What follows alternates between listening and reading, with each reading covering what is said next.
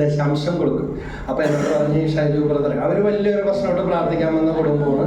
അപ്പോൾ ആ ഇളയ കൊച്ചിൻ്റെ രോഗം മാറി ഇനി കൊച്ചുണ്ടായ രോഗിയായിട്ടേ ഉണ്ടാവുള്ളൂ എന്ന് ഡോക്ടർമാർ പറഞ്ഞതാണ്. പക്ഷേ ഉണ്ടാകരുതെന്ന് പറഞ്ഞിരുന്നത്. ആ പിന്നെ ഉണ്ടായ കൊച്ചിന് ഒരസുഖമില്ല, മറ്റേ കൊച്ചിൻ്റെ രോഗശാന്തി കിട്ടി. അങ്ങനെ ഒത്തിരി അതിശയങ്ങൾ നടന്നു. അപ്പോൾ അവർ പറഞ്ഞ് ബ്രദറെ ഇങ്ങനെ ബ്രദറിൻ്റെ അടുത്ത് വരുന്ന തീരെ ബുദ്ധിമുട്ടുള്ള അല്ലെങ്കിൽ പഠിക്കാൻ പറ്റാത്ത ആരെങ്കിലും ഉണ്ടെങ്കിൽ വിടണമെന്ന് പറഞ്ഞു. അപ്പം ഞാൻ പറയുമ്പോൾ ഇത് മാത്രം ശ്രദ്ധിച്ചിട്ടുള്ള ആൾക്കാരെ മുഴുവൻ എൻ്റെ അടുത്തോട്ട് പറഞ്ഞിട്ടേക്കരുത്. ക്രൈസ്തലോ പറയാൻ പേടിയോ വല്ലതും പറയാം. ഇപ്പം വീട്ടിൽ കൊച്ചിനെ നോക്കാൻ സേവയെന്ന് വിളിച്ച ചേച്ചി വന്നപ്പോൾ മുതൽ ആലോചിച്ചുകൊണ്ടിരിക്കണേ എവിടെയോ വലിച്ചു വന്നു. അപ്പോൾ അവസാനം ചേച്ചി ഓർത്ത് കണ്ടുപിടിച്ച് പണ്ട് മോന് ക്യാൻസർ വന്നപ്പോഴത്തേക്കും ആരോ പറഞ്ഞിട്ട് പ്രാർത്ഥിക്കാൻ വന്നു. അപ്പോഴും ഈ ഓർത്തഡോക്സ് കുടുംബത്തിൻ്റെ അടുത്ത് അവർ പറഞ്ഞിട്ടുണ്ടായിരുന്നു വല്ല ക്യാൻസർ രോഗി ഉണ്ടെങ്കിൽ കീമോക്ക് വേണ്ടി സഹായം ചെയ്യാം. അങ്ങനെ അവർക്ക് കൊച്ചിൻ്റെ കീമോക്ക് വേണ്ടിയൊക്കെ ഒരുപാട് 1000 രൂപ സഹായം കൊടുത്തെന്ന് ഇപ്പം ഇവർ പറഞ്ഞപ്പോഴാണ് ഞാൻ അറിഞ്ഞത്. പിന്നെ മറ്റേ സ്ത്രീനെ വിട്ടപ്പോൾ പറഞ്ഞ് 50,000 രൂപ കൊടുത്തു കൊച്ചിന് പഠിക്കാൻ അഡ്മിഷന് വേണ്ടി. റിസൾട്ട് എന്താണെന്ന് ചോദിച്ചപ്പോൾ പറയാതിരുന്നപ്പോഴത്തേക്കും എന്നെ വിളിച്ചു ചോദിച്ചു. അപ്പം ഞാൻ അവരെ വിളിച്ചു ചോദിച്ചു, കൊച്ചു ജയിച്ചാൽ അവർ ചുരിദാറൊക്കെ പുതിയതൊക്കെ മേടിച്ച് തന്നതല്ലേ, വാച്ചൊക്കെ തന്നതല്ലേ, മൊബൈലൊക്കെ തന്നതല്ലേ, ഫീസൊക്കെ അടച്ചു തന്നതല്ലേ, ഒന്നും പറയാൻ പാടില്ല. എന്തോരം പേര് എന്തോരം ആൾക്കാർക്ക് എന്തെല്ലാം കൊടുക്കണം, റിസൾട്ട് നോക്കിയിരിക്കണേന്ന് പറഞ്ഞു. പ്രൈസല്ലോ ദൈവമേ. അവർ പറഞ്ഞു ഇനി മേലില് നിങ്ങളുടെ പ്രാർത്ഥനയ്ക്ക് പറഞ്ഞ ഒറ്റെണ്ണത്തിന് ഇവിടെ ഒന്നിനും വിടരുതെന്ന് പറഞ്ഞു. അതോടുകൂടി എന്നേക്കുമായി വേറെ ആൾക്കാർക്കും കൂടി കിട്ടേണ്ട സഹായത്തിന്റെ വഴി അടച്ചു കളഞ്ഞു. പക്ഷെ ഇങ്ങനെ പൊലിവെന്ന് പറഞ്ഞ് എല്ലായിടത്തും ഇങ്ങനെ നുണ പറഞ്ഞും അല്ലാതെ പൈസ ഒരേ കാര്യത്തിന് തന്നെ പല സ്ഥലത്ത് നിന്ന് ഇങ്ങനെ അടിച്ചെടുക്കും. അവസാനം കിഡ്നി പോയി ഡയാലിസ് ചെയ്ത് എന്തും തികയാത്ത എന്ത് കിട്ടിയാലും തികയാത്ത അവസ്ഥയിൽ തേച്ച് കഴുകി ആള് പോയി. നുണ പറഞ്ഞ് ഇഷ്ടമാരെ ഉണ്ടാക്കിയതിൻ്റെ അപ്പുറം ഇട്ട് മൂടിയാലും മാറാത്ത രോഗം വന്ന് എല്ലാം തേച്ച് കഴുകി പോയി. പ്രൈസലോ ഹല്ലേലൂയ. യേശുവേ നന്ദി, യേശുവേ സ്തുതി, യേശുവേ ആരാധന. ഹല്ലേലൂയ. അപ്പൊ ഏത് വചനവും വായിച്ചത്? അപ്പൊ ഇല്ല എന്ന് പറഞ്ഞാൽ ഉള്ളതും കൂടെ പോകും. ഉള്ളത് ഉണ്ടെന്ന് നിങ്ങളുടെ വാക്ക് അതെ എന്നോ അല്ല എന്നോ ആയിരിക്കട്ടെ. ദൈവം തന്നതിന് ഇങ്ങനെയെങ്കിൽ ഇങ്ങനെ വന്നിരിക്കാൻ പറ്റാണ്ടല്ല. ഇല്ല അവിടെ കോമൂർപ്പള്ളിയിൽ നമ്മൾ സ്നേഹിക്കാൻ പോകും സിസ്റ്റേഴ്സ് ഓഫ് ചാരിറ്റി കോൺവെന്റിൽ. അതിന്റെ തൊട്ടിപ്പുറത്ത് തന്നെ ബ്രദർ നിക്സൺ ജോലിയുടെ ഇടക്ക് കെട്ടിടത്തിന്റെ മുകളിൽ നിന്ന് വീണതാണ്. ഒരമ്മയും മോനും ആ വീട്ടിലുണ്ട്. നെഞ്ചിന് കീഴ്പോട്ട് തളർന്നുപോയി, യൂറിൻ ബാക്കി ഇട്ടിട്ട്. പക്ഷെ ഈശോനെ അറിഞ്ഞപ്പോ ഈശോ ശാരീരികമായിട്ട് സൗഖ്യം കൊടുത്തില്ലെങ്കിലും മാനസികമായിട്ടും ആത്മീയമായിട്ടും ഈശോ ശക്തി കൊടുത്ത്. പ്രൈസലോ. ഇങ്ങനെ വീൽ ചെയർ ഉരുട്ടി കോൺവെന്റിൽ വരും. അപ്പൊ ഇടയ്ക്ക് എന്നെയും പ്രസംഗിക്കാൻ വേണ്ടി അവിടെ വിളിക്കും. കുറച്ചു പേരൊക്കെ പ്രാർത്ഥിക്കാൻ വരും. ഹല്ലേലൂയ. യേശുവേ നന്ദി. അപ്പൊ നമുക്ക് അങ്ങനെയൊന്നും പറ്റിയില്ലല്ലോ. പ്രൈസലോ. എന്നെ ഇപ്പൊ 2 പ്രാവശ്യം നല്ല വണ്ടി ഇടിച്ചു. പക്ഷെ ഞാൻ വിചാരിച്ചത് പുറകെ തന്നെ വണ്ടി കയറി പോയില്ല. അതോടുകൂടി തളർന്നു പോയില്ല. ഒരിടിയോടുകൂടി തളർന്നു പോയ എത്ര ആൾക്കാരുണ്ട്. വീണ്ടും കൂടുതൽ ശക്തി തന്ന ദൈവം നിർത്തിയിരിക്കുക. 20 പീസായിട്ട് അപ്പൊ നിങ്ങൾ പറയും ദൈവമേ എത്ര പ്രാവശ്യമാണ് ഞങ്ങൾ ഇത് കേട്ടത്. ചില കാര്യങ്ങൾ വീണ്ടും പറയേണ്ടി വന്നേക്കാം. പത്രോസ്ലിഹായുടെ 1-ാമത്തെ ലേഖനത്തിൽ ഇതിനെക്കുറിച്ച് പറയുന്നുണ്ട്. ഹല്ലേലൂയ. 20 പീസും 8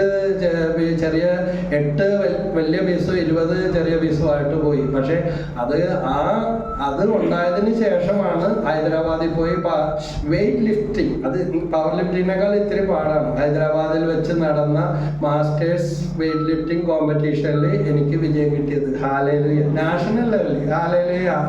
യേശുവേ നന്ദി.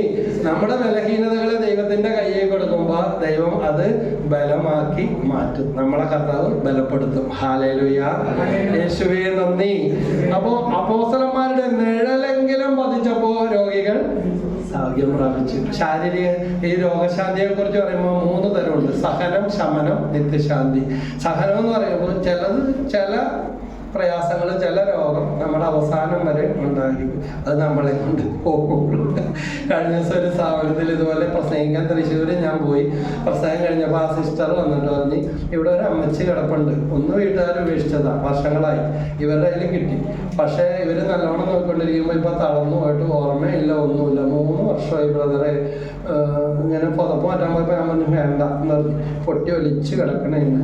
അവര് നല്ലോണം നോക്കുന്നുണ്ട്. 3 വർഷമായി. ഒന്ന് മരിക്കാൻ വേണ്ടി പ്രാർത്ഥിക്കണേന്ന്. അതിനറിയാൻ പറ്റേണ്ടതില്ലെന്ന് പറയും. സ്തുതിച്ച് പ്രാർത്ഥിച്ച കിടപ്പ് രോഗികൾക്ക് വേണ്ടി അത്യാസന്ന നിലകളിൽ കിടക്കുന്നവരെല്ലാം സമർപ്പിച്ച് സ്തുതിച്ച് പ്രാർത്ഥിച്ച് ഹല്ലേലൂയ.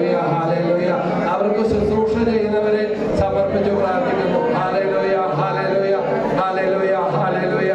യേശുവേ നന്ദി, യേശുവേ സ്തുതി. കഴിഞ്ഞ ദിവസം ഇതുപോലെ കോട്ടുകളിൽ നിന്നൊരു സഹോദരൻ വിളിച്ചിട്ട് പറഞ്ഞ അമ്മയുടെ കാര്യം. അമ്മ അങ്ങോട്ടും ഇല്ല ഇങ്ങോട്ടും ഇല്ല, അത് എങ്ങനെയാണ്. അപ്പൊ ഇന്ന് പോലെ പ്രാർത്ഥിക്കുന്നു പറഞ്ഞു കൊടുത്ത് കോട്ടുകളിൽ നിന്ന് വിളിച്ചതാണ്. എനിക്ക് അറിയുമെന്ന് എനിക്കറിയില്ല. അപ്പൊ അമ്മയുടെ അവസ്ഥ പറഞ്ഞു. ഇപ്പൊ ഇന്ന പോലെ ചെയ്യുന്നത് കുറച്ച് കാര്യങ്ങൾ പറഞ്ഞു കൊടുത്തു. ഇന്ന പോലെ പ്രാർത്ഥിക്കുന്നു പറഞ്ഞു കൊടുത്തു. പിറ്റേ ദിവസം രാവിലെ എന്നെ വിളിച്ചിട്ട് പറഞ്ഞ് അമ്മ മരിച്ചിട്ടാന്ന് പറഞ്ഞു. പ്രൈസല്ലോ. അല്ല, സുഖപ്പെടില്ലെങ്കിൽ പിന്നെ കിടന്നിട്ട് എന്തിനാ? ഹല്ലേലൂയ. അപ്പോൾ എത്രയും പെട്ടെന്ന് ദൈവം എടുക്കാൻ വേണ്ടി നമ്മൾ പ്രാർത്ഥിക്കുക. ഇങ്ങനെ പ്രാർത്ഥനയിലുണ്ടായ ഒത്തിരി അനുഭവങ്ങളുണ്ട്. കിടന്ന് ഇവിടെ അടുത്ത് പേരൊന്നും പറയണില്ല, പറഞ്ഞാൽ ചിലപ്പോൾ നിങ്ങൾ അറിയുമായിരിക്കും. ഒരാൾ പ്രാർത്ഥിക്കാൻ വേണ്ടി പോയി 30 വയസ്സ് 35 വയസ്സിന് ഇടയ്ക്ക് ഉണ്ടാകും.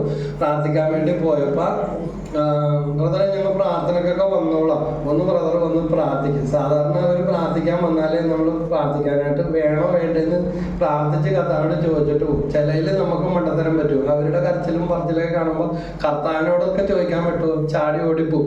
അങ്ങനെ പ്രാർത്ഥിക്കാൻ വേണ്ടി ചെന്ന് കഴിഞ്ഞപ്പോൾ അവിടെ ബ്രദർ പ്രാർത്ഥിക്കാൻ വേണ്ടെന്ന് പറഞ്ഞപ്പോഴത്തേക്കും അവിടെ കുറച്ച് പേരൊക്കെ ഉണ്ട്.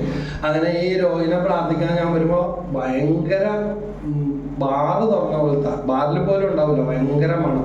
അപ്പൊ പറഞ്ഞ ഇതാണ് ക്യാൻസറാണ്, കുടിച്ച് ഇത് ക്യാൻസറായി. കുടി മാത്രമേ ഉള്ളൂ, കല്യാണമൊന്നും കഴിച്ചിട്ടില്ല. ഭയങ്കര പൊടിയായിരുന്നു പണ്ട് പോലെ. അപ്പൊ ഇപ്പൊ ഡോക്ടർമാരും പറഞ്ഞു വേറെ ഒന്നും ചെയ്യാനില്ല, ഇത് അങ്ങനെ തന്നെ പോയിക്കോട്ടെ, അത് തന്നെ ഒഴിച്ചു കൊടുത്തേക്കുന്ന പറഞ്ഞ ഇടക്കിടക്ക് ഒഴിച്ചു കൊടുക്കും. ഞാൻ ചെല്ലുന്നതിന് മുമ്പ് ഒഴിച്ചു കൊടുത്ത് വേദന കൂടിയിട്ടേ. അപ്പൊ അതാണ് മണം വന്നത്. നിന്റെ നിക്ഷേപം എവിടെ ആയിരിക്കോ അവിടെ ഹൃദയം. ഡോക്ടർമാർ പറഞ്ഞ വേറെ ഒന്നും ചെയ്യാനില്ല, കുടിച്ചില്ലെങ്കിൽ ഫിക്സ് പോലെ വന്ന് കിടന്ന് കാണിക്കും. അപ്പൊ പിന്നെ വേറെ ഒന്നും ചെയ്യാനില്ല. അങ്ങനെ തന്നെ പിറ്റേ ദിവസം വിളിച്ചിട്ട് പറഞ്ഞു അയാൾക്ക് വേണ്ടി കുറച്ചു നേരം പ്രാർത്ഥിച്ചിട്ടൊക്കെ പോന്നു. ഒന്ന് തീരുമാനം ഉണ്ടാണ്ടേ, കുറെ നാളായി ആര് വന്ന് പ്രാർത്ഥിച്ചാലോ ഒന്ന് നോക്കണവരുടെ പാട് അതിലും വലിയ പാട്. പിറ്റേ ദിവസം രാവിലെ എന്നെ വിളിച്ചറിഞ്ഞ് ആള് മരിച്ചിട്ടാണ് പറഞ്ഞു. പ്രൈസലോ, ഹല്ലേലൂയ. ഒരു ചേച്ചി ഇതുപോലെ പ്രാർത്ഥിക്കാൻ വന്നപ്പോ ഞാൻ ചോദിച്ചു തോർത്ത് ചുറ്റി കൊന്നാ മതിയാണ് ഓർത്താന്ന്. ഒറ്റക്കരച്ചില് അങ്ങനെ തന്നെ ഓർത്തത്. പ്രൈസലോ, അങ്ങനെ തന്നെ ഓർത്തത്. 2 മോന്റെയും ഭാര്യമാരും ആ മക്കളെ ഭാര്യമാര് പിടിച്ച് കൊണ്ടുപോയി. അവര് 2 പേരും പോയി വാടകയ്ക്ക് താമസിക്കണേന്. പക്ഷെ ഇപ്പോഴാ രഹസ്യം പുറത്തു വന്നത്. പെണ്ണുങ്ങളെ കാണാൻ വേണ്ടി പാടില്ല, ഒരു ഈർക്കിലിമേ തോർത്തിട്ട് ഇങ്ങനെ കാണിച്ചാല് അതുമേ കയറി പിടിക്കും. അപ്പൊ മോന്റെ ഭാര്യമാരെയൊക്കെ ഇയാള് കയറി പിടിക്കണോണ്ട് ഇയാൾക്ക് പെണ്ണുങ്ങളെ കാണാൻ പാടില്ല.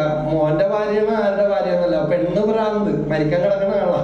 പറയുന്നല്ലോ 2 ആമക്കളുടെയും ഭാര്യമാര് മക്കളെ കൊണ്ട് നാട്ടുകാർ പറയുമ്പോ അപ്പം ചാകാൻ വേണ്ടി കിടക്കണം. ഇത് നാട്ടുകാരോട് പറയാൻ പറ്റും. ഈ ആമക്കള് മനസ്സാക്ഷിയില്ലാത്തവന്മാര് അവന്റെ ഭാര്യമാരെയും കൊണ്ട് പോയേക്കണേന്ന് പറയും. പ്രൈസലോ. അപ്പൊ വേറെ എന്ത് ഇതാണെങ്കിലും സഹിക്കാം. ഭാര്യനെ പോലും ഭയങ്കരമായ ഉപദ്രവങ്ങൾ മരിക്കാറായി കിടക്കണം, ഒന്നിനും പറ്റാത്ത ആളാണ്. ഈ സ്ത്രീ വിഷയം അങ്ങനത്തെ കാര്യമാണ്. ഓർമ്മയോടെയാണോ ഓർമ്മയില്ലാതെയാണോ എന്നറിയില്ല. അപ്പൊ അതുകൊണ്ടാണ് ഒന്നിനും ഇതില്ലാത്ത ഒരു കാലഘട്ടമൊക്കെ ഉണ്ടാകും. അതിനു മുമ്പ് യൗവനത്തിൽ സൃഷ്ടാവിനെ, സഭാപ്രസംഗങ്ങളിൽ പറയുന്ന കാര്യം, യൗവനത്തിൽ സൃഷ്ടാവിനെ അനുസ്മരിക്കുക. Price the Lord. അങ്ങനെ അപ്പൊ പറഞ്ഞു ബ്രദറെ ശരിയാ, ഈ മക്കളും ഇങ്ങനെയൊക്കെ പോയി ഇങ്ങനെയൊക്കെ ആയതുകൊണ്ട് ഞാനൊറ്റൊക്കെ ഇയാളെ നോക്കണം, ഇയാളുടെ അടുത്ത് എല്ലാം നിവൃത്തിയില്ല, ഉപദ്രവിക്കണ പോലെയാണ് മനുഷ്യനെ കയറി പിടിക്കണതും, അടുത്തെല്ലാം ഇതാണെന്ന് പറഞ്ഞു.